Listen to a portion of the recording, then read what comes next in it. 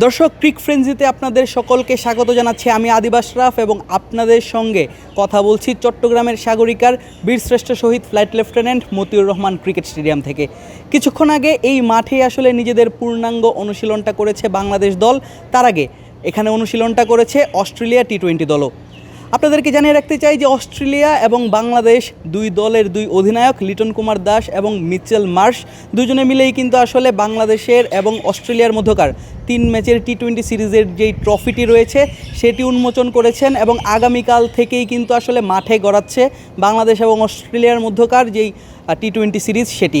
প্রথম ম্যাচ আগামীকাল মাঠে গড়াবে, কিন্তু তার আগে দর্শকদের যেই সবথেকে বড় প্রশ্ন, আগামীকাল কি মাঠে দেখা যাবে লিটন কুমার দাসকে? আপনাদেরকে বলে রাখতে চাই যে লিটন দাস কিন্তু মাঠে কয়েকবারই আজ এসেছিলেন, কয়েকবার উইকেটটাকে দেখেছেন, কখনো ফিল সিমন্সকে সাথে নিয়ে দেখেছেন, কখনো মাঠ কর্মীদের সাথে নিয়ে বোঝার চেষ্টা করেছেন যে উইকেটের আচরণটা কেমন হতে পারে। প্রেস কনফারেন্সেও যথারীতি এসেছিলেন, সাংবাদিকদের বিভিন্ন প্রশ্নের উত্তর দিয়েছেন, আর সেখানেই লিটন জানিয়েছেন যে তার ম্যাচে থাকার সম্ভাবনা 50-50। লিটন কুমার ম্যাচে আছেন কি না সেটি জানতে আমাদের অপেক্ষা করতে হবে আসলে আগামীকাল দুপুর 2টা অবধি, কেননা তখনই আসলে টসটা অনুষ্ঠিত হবে এবং জানা যাবে বাংলাদেশের একাদশে আসলে কারা কারা রয়েছেন। লিটন মাঠে না থাকতে পারেন, বাংলাদেশের হয়ে না খেলতে পারেন, অধিনায়কত্ব না দিতে পারেন, তাহলে আসলে অধিনায়কত্বটা করবে কে? তার উত্তরও খুবই সহজ। কদিন আগেই আসলে যখন টি-20-র এই স্কোয়াডটা ঘোষণা করা হয় তখন প্রধান নির্বাচক যিনি রয়েছেন বাংলাদেশ জাতীয় দলের হাবিবুল বাশার সুমন, তিনি জানিয়েছিলেন যে সাইফ হাসান নিজে থেকে আসলে সরে যেতে চাইছিলেন টি-20-র ভাইস ক্যাপ্টেন্সি থেকে। তার পরিবর্তে কিন্তু তাওহিদ হৃদয়কে আসলে টি-20-র ভাইস ক্যাপ্টেন্সির দায়িত্বটা দেওয়া হয়েছে। ফলে লিটন যদি আগামীকালের ম্যাচে থাকতে না পারেন তাহলে তাওহিদ হৃদয়কে আসলে টসে দেখা যাবে এবং বাংলাদেশ দলকে নেতৃত্বটা দিতে দেখা যাবে। আপনারা জানেন যে আজ সকালেই কিন্তু সৌম্য সরকারকে বাংলাদেশের টি-20 দলে অন্তর্ভুক্ত করা হয়েছে। দুপুরেই কিন্তু সৌম্য সরকার একটি বিমানে করে চট্টগ্রাম এসে পৌঁছেছেন ঢাকা থেকে। আগামীকাল হয়তোবা দলের সঙ্গে তাকেও দেখা যেতে পারে। আরেকটি বিষয় যেটি জানিয়ে রাখতে চাই, পারভেজ হোসেন ইমনের আঙুলের চোট, সেটিও কিন্তু শঙ্কা রয়েছে যে পারভেজ হোসেন ইমনকে আগামীকালের একাদশে দেখা যাবে কিনা। অধিনায়ক লিটন দাস আসলে সেটির উত্তর দিয়েছেন, বলেছেন যে পারভেজ ইমনকেও কিন্তু দেখতে না পাওয়ার সম্ভাবনাটা প্রবল, তার পরিবর্তে কিন্তু সৌম্য সরকারকে আসলে আনা হয়েছে। তো এই ক্ষেত্রে যদি লিটন দাস এবং পারভেজ হোসেন ইমন টপ অর্ডারের দুই ব্যাটারকে আসলে না পাওয়া যায় তাহলে কেমন হবে বাংলাদেশের একাদশটা, এটাও দর্শকদের একটা বড় প্রশ্ন। আমরা যদি ওপেনিংয়ে বাঁহাতি এবং ডানহাতি কম্বিনেশনের বিচারটা করি, যদি আমরা সেটি ধরে যদি আগাতে চাই তাহলে বলা যায় যে সাইফ হাসান এবং তানজিদ হাসান তামিম, তাদের দুজনকেই কিন্তু ওপেনিংটা করতে দেখা যেতে পারে আগামীকালকের ম্যাচে অস্ট্রেলিয়ার বিপক্ষে প্রথম টি-20 ম্যাচে। আজকে বেশ লম্বা সময় ধরে তানজিদ হাসান তামিম এবং 5+ স্টার রেটিং প্রাপ্ত দেশের সর্বোচ্চ বিদ্যুৎ সাশ্রয়ী ওয়ালটন এসি স্মার্ট কমফোর্ট এখন নেক্সট লেভেলে। সাইফ হাসান তারা দুজন কিন্তু আসলে নিজেদের ব্যাটিং অনুশীলনটা করেছেন বেশ লম্বা সময় ধরে। টাইগার পেসারদের মোকাবেলা করেছেন, টাইগার স্পিনারদের মোকাবেলা করেছেন।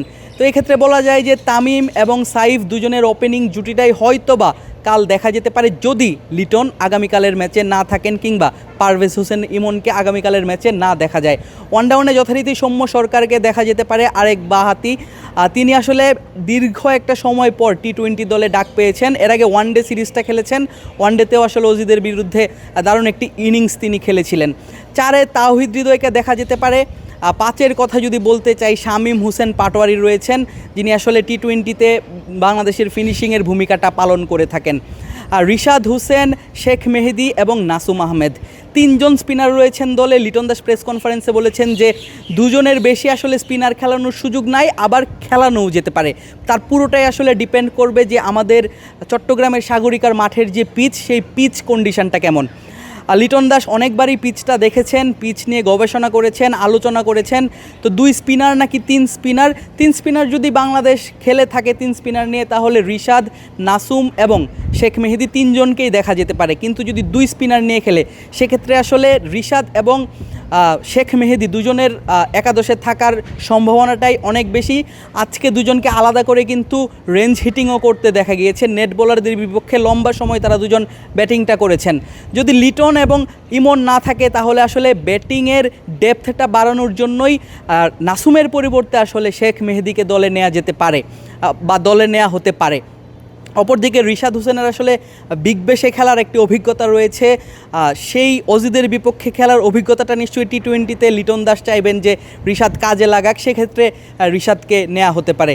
দলে আছে 5 পেসার। আমি যদি বলতে চাই যে মুস্তাফিজুর রহমান, তাসকিন আহমেদ, নাহিদ রানা, শরীফুল ইসলাম এবং আব্দুল গাফফার সাকলাইন 5 পেসার রয়েছেন বাংলাদেশ দলে। যে কোনো 3 জনকে হয়তোবা একাদশে দেখা যেতে পারে, তবে সেই 3 জন কে হবেন সেটি নিয়ে আসলে কিছু শঙ্কা রয়েছে।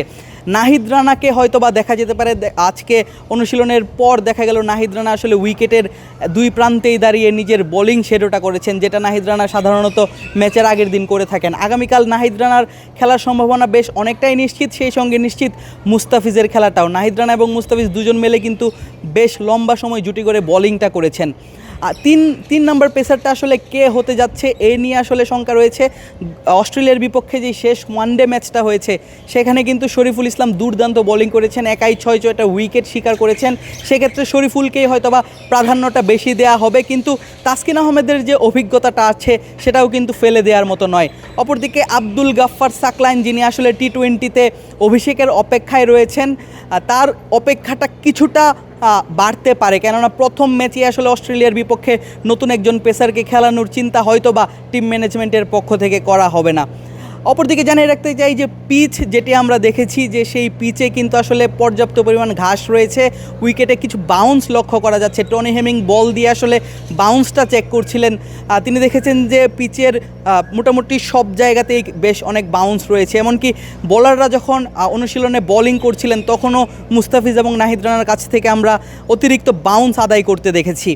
তো বলা যায় যে একটি ব্যাটিং সহায়ক উইকেট হতে যাচ্ছে আগামীকাল টি-20র জন্য, যেটা সচরাচর সাগরিকায় দেখা যায়। পাশাপাশি বাংলাদেশ দলের যাদের নিয়ে আলোচনাটা করা হলো সেই 11 জনকে আসলে মূলত দেখা যেতে পারে। এখনও অনিশ্চিত পারভেজ হোসেন ইমন এবং অধিনায়ক লিটন দাসের অন্তর্ভুক্তি, সেক্ষেত্রে আসলে অধিনায়কত্ব করতে দেখা যেতে পারে তাওহিদ হৃদয়কে। পাশাপাশি অস্ট্রেলিয়া কিন্তু নিজেদের পূর্ণ শক্তি নিয়ে আসলে টি-20 সিরিজটা খেলতে নামছে। আপনারা জানেন যে মিচেল মার্শকে কিন্তু অধিনায়কত্বটা দেওয়া হয়েছে, তাকে উড়িয়ে নেওয়া হয়েছে, এবং টিম ডেভিড তিনি আজকে দুর্দান্ত কিছু শট খেলেছেন, দারুণ সব ছক্কা হাঁকিয়েছেন। মোটামুটি বলা যায় যে আগামীকালের ম্যাচটা একটি বিনোদনমূলক ম্যাচ হতে যাচ্ছে, যেখানে আসলে 2 দলের ব্যাটাররাই বেশ সুবিধা পাবেন, পাশাপাশি পেসাররা অতিরিক্ত বাউন্স এবং সুইংও আদায় করতে পারেন। এই ছিল আসলে চট্টগ্রাম থেকে আমার কাছে সর্বশেষ। এতক্ষণ আমাদের সঙ্গে থাকার জন্য ধন্যবাদ।